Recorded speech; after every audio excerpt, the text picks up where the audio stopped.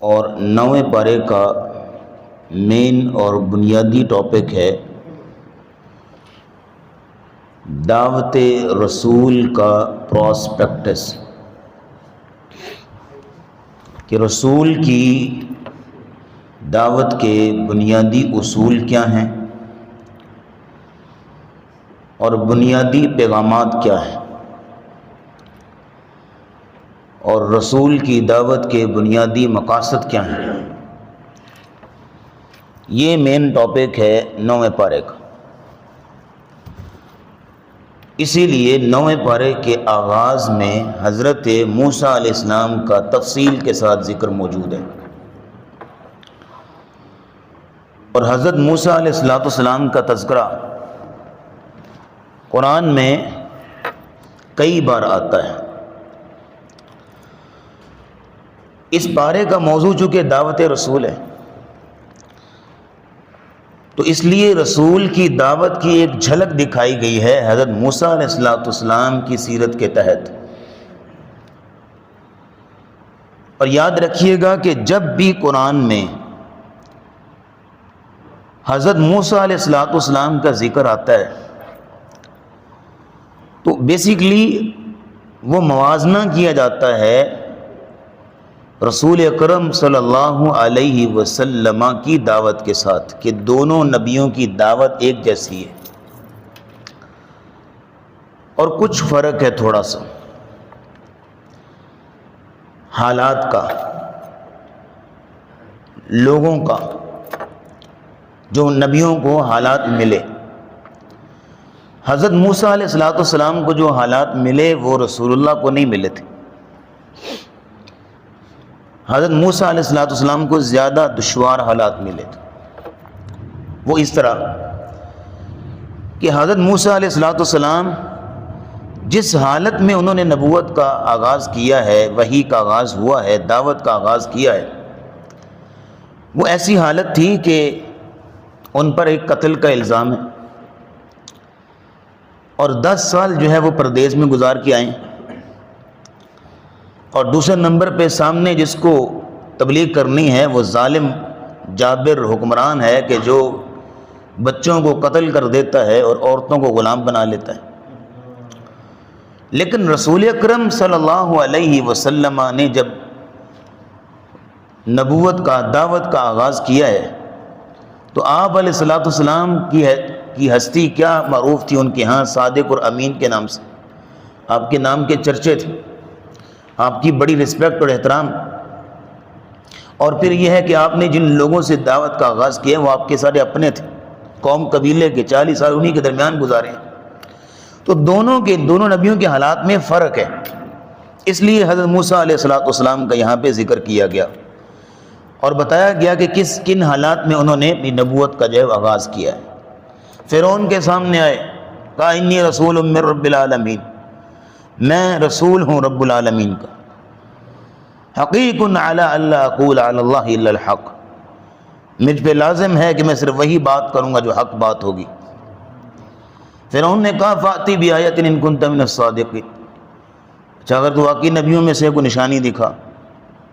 2 معجزے دکھائے، عصا پھینکا سانپ بن گیا، اور ہاتھ بغل سے نکالا تو وہ چمکنے لگ گیا بہت بڑی لائٹ کی طرح۔ یہ 2 معجزے، اور رائٹ لیفٹ بیٹھے سردار کہنے لگے یہ جادوگر ہے، یہ تو جادو دکھا رہا ہے ہمیں، اب کیا کرنا ہے؟ کہا اس کو اور اس کے بھائی کو ذرا بٹھائے رکھو، اور جاؤ ملک کے نامی گرامی انتہائی ماسٹر قسم کے جادوگر ان کو لے کے آؤ، ان کے ساتھ اس کا مقابلہ کروا لیتے ہیں، وہ اس کو ہرا دیں گے تو بات ختم ہو جائے گی۔ اصل میں فرعون بھی سمجھ گیا تھا کہ یہ جو دکھا رہا ہے یہ جادو نہیں ہے، لیکن اس نے اپنے آپ کو تسلی دینے کے لیے اور اپنے رائٹ لیفٹ لوگوں کو قابو میں رکھنے کے لیے کہیں وہ موسیٰ کی طرف نہ نکل جائیں، ان کو یہ تسلیاں دینے لگا کہ ہم اس کا مقابلہ کرواتے ہیں۔ اور مقابلہ ہوا، اور مقابلہ بڑا فیصلہ کن تھا، اور اس مقابلے پر فیصلہ ہونا تھا کہ کیا فرعون کا دین سچا ہے یا موسیٰ علیہ السلام کا دین سچا ہے، کیونکہ جو جیتنا تھا وہی جو ہے وہ فیصل ہونا تھا، وہی جو ہے وہ فائنل ڈیسیژن لیا جانا تھا۔ جب مقابلہ ہوا تو آپ کو پتہ ہے کہ اللہ رب العزت نے حضرت موسیٰ علیہ السلام کو فتح دی، اور جو مقابلے میں آئے تھے وہ حضرت موسیٰ پر ایمان لے آئے۔ لیکن یہ ہے کہ جب اب فرعون کو پتہ چلا کہ اب معاملہ الٹ ہو گیا اور جو ہے وہ یہ تو سارے موسیٰ کی طرف چل پڑیں گے، تو اس نے فوراً سے پینترا بدلا۔ اس نے کہا آمنتم بہ قبل ان آذن لکم، میری اجازت سے پہلے تم اس پر ایمان لے آئے ہو۔ انہ لکبیرکم الذی علمکم السحر، یہ تمہارا بڑا ہے جو تمہیں جادو سکھاتا ہے، تمہاری آپس میں ملی بھگت ہے، تم آپس میں مل جل کے یہاں پہ پلان بنا کے آئے ہو، میں ضرور تمہیں سولی چڑھاؤں گا، تمہارے ہاتھ پاؤں کاٹوں گا۔ تو آگے سے جادوگر جو ایمان لے آئے تھے وہ کہنے لگے وما تنقم منا الا ان آمنا بآیات ربنا لما جاءتنا، اچھا تو ہم سے اس لیے انتقام لے رہے ہیں کہ ہم اپنے رب کی آیتوں پر ایمان لے آئیں، یہ ہمارا قصور ہے۔ اور سورۃ طٰہٰ میں آتا ہے فَقْضِ مَا أَنْتَ قَاضٍ، تو جو کر سکتا ہے کر لے، ہم ایمان لے آئیں۔ اور دعا کرنے لگے ربنا افرغ علینا صبرا وتوفنا مسلمین، یا اللہ ہم پہ صبر انڈیل دے، اور یا اللہ ہمیں مسلمان کی حالت میں فوت کرنا۔ حضرت موسیٰ علیہ السلام نے اپنی قوم کو تسلیاں دیں، کہا پریشان نہیں ہونا، اللہ رب العزت ہمیں ان سے نجات دیں گے۔ اللہ رب العزت نے اب یہاں دیکھیے گا نبی دعوت دے رہے ہیں اور دعوت دے رہے ہیں، اور آگے سے قوم پتہ کیا کہتی ہے، فرعونی کیا کہتے ہیں وقالوا مهما تأتینا بآیۃ لتسحرنا بها فما نحن لک بمؤمنین، تو جو مرضی آیت لے آ، جو مرضی دلیل دے دے، ہم نے نہیں ماننا۔ تو اللہ کہتے ہیں جب انہوں نے اس طرح ڈٹائی اور جرأت سے نبی کو چیلنج کیا تو اللہ کہتے ہیں فَأَرْسَلْنَا عَلَيْهِمُ الطُّوفَانَ وَالْجَرَادَ وَالْقُمَّلَ وَالضَّفَادِعَ، مختلف قسم کی عذاب ان پر بھیجے، مینڈک کا عذاب آیا، خون کا عذاب آیا کہ ہر چیز جو ہے وہ ہر لیکوڈ چیز خون بن جاتی تھی، پانی پینے کو میسر نہیں، خون بن جاتا تھا۔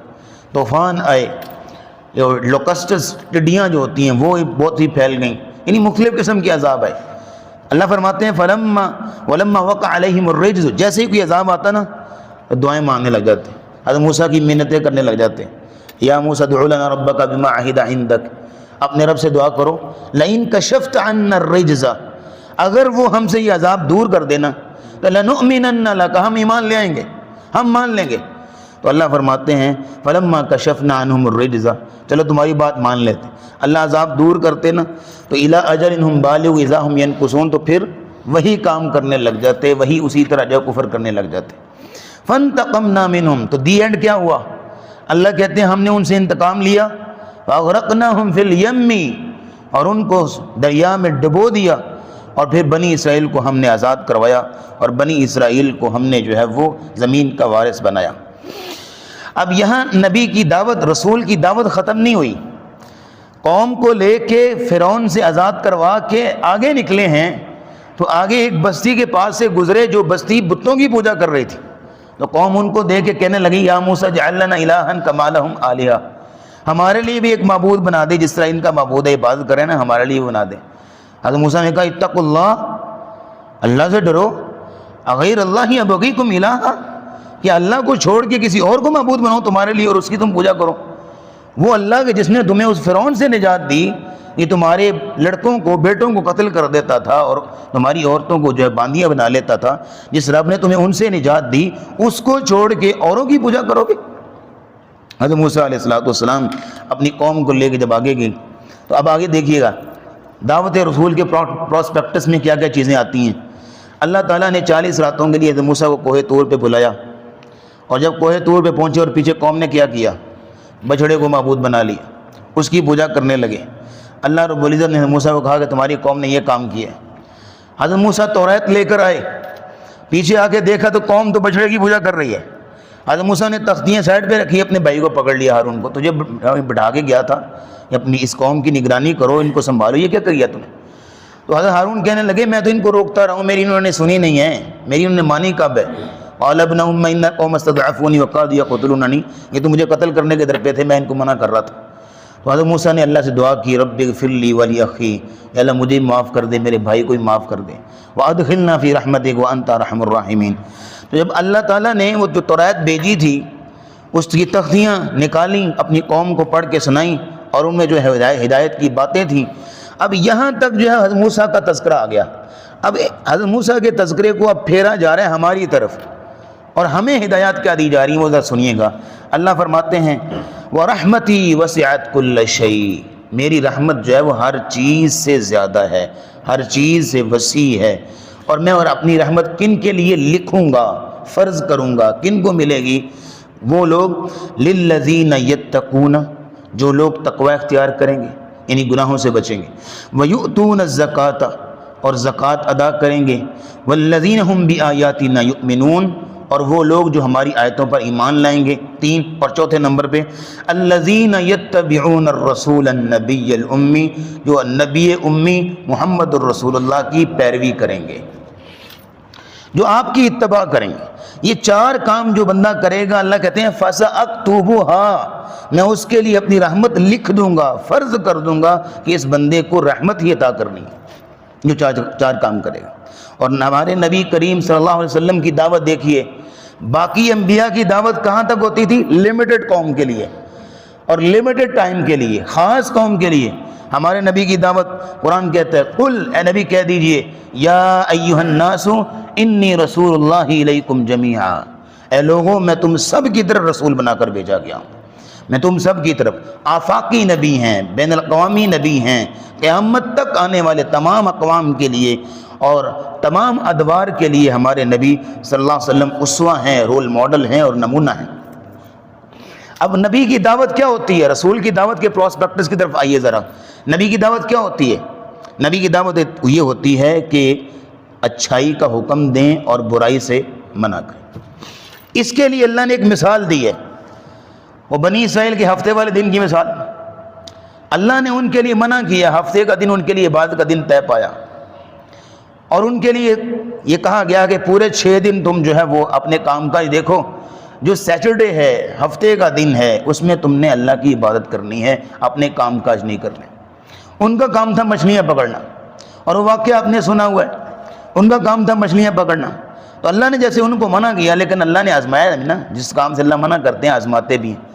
تو اللہ نے ان کو آزمایا کہ ہفتے کے دن مچھلیاں جو ہے اوپر آ رہی ہوتی ہیں، نظر آ رہی ہوتی دور سے، اور باقی دنوں میں جال لگا کے بیٹھے رہتے تو کچھ ایک دو کا نصیب میں ہوتی تو مل جاتی.